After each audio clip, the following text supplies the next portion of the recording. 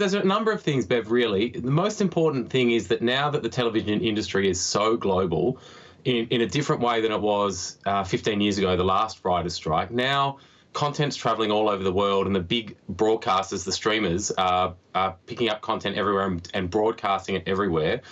So any battle for our American colleagues is really a battle for the industry itself and for the entire global industry, not just for them. So that's why we went out in support, because what happens in the States is going to affect us in Australia and in the UK and in South Korea and everyone, everywhere that makes television. So there is an immediate sort of flow-on effect if they don't keep their sort of conditions and their rights.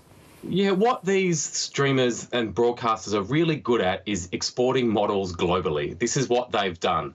And so if they succeed in what they want and what the US WGA members are striking against, which is lesser conditions for writers, less pay, lesser residual payments for shows as they experience a longer lifespan on different networks and different streamers, if that happens, that's going to be exported here, and that's going to happen everywhere. And what we will have is writers, directors, actors, crews the world over not being paid what they were, and really in some cases not being paid enough to make a living out of what they do. And that will have just dire consequences for storytelling globally. Yeah.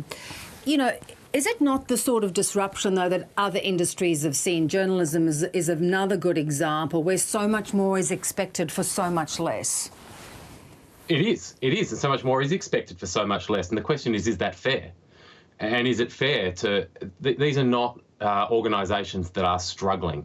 Netflix in Australia is pulling... It's going to be $2-3 billion a year in revenue out of Australia. And that's just Australia. That's not the States or the UK or India or wherever else they are, which is everywhere.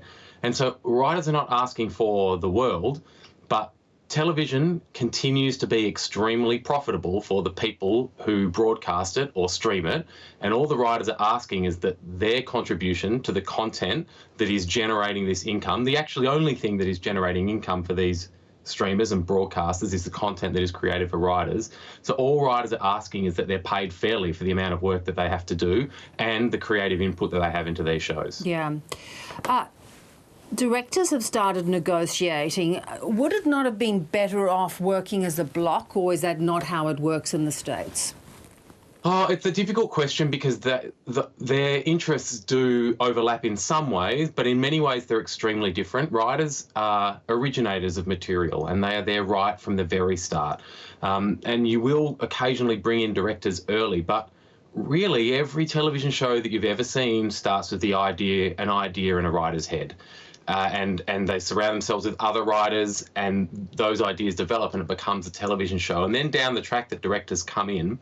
But the nature of the interest that writers have in this content is quite different to directors. So in some ways it would be handy to go as a block with the directors, but in other ways writers' interests are extremely different. What is your observations about how this is progressing? It seems to have been going on for some time now.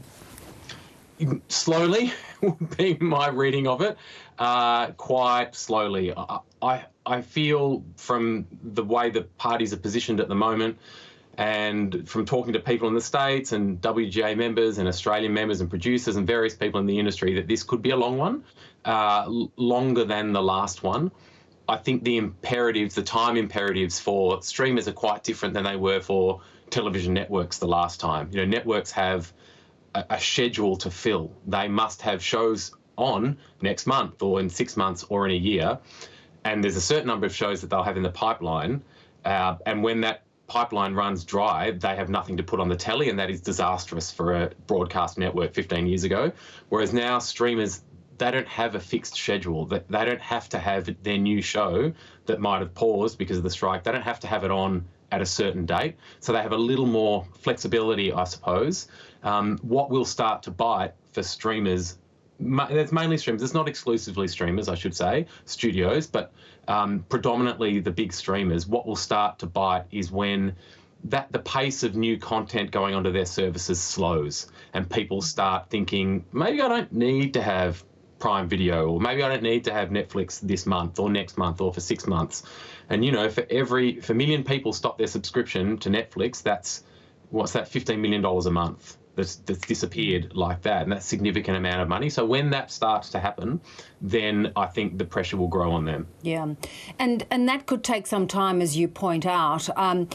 You know, when I'm thinking too of COVID, there was quite a lot of disruption to the ability to get product out during COVID, and now you've got this backing up. How soon do you think it could start impacting the product coming through, and then people thinking, well, this is just not worth my while holding on to the subscription? Well, it depends on the product that you're talking about. If you're talking about a nightly talk show in the States, it started impacting it immediately because those writers went out on strike and there was no one to write the monologue for Jimmy Fallon or whoever is your preferred talk show host that night.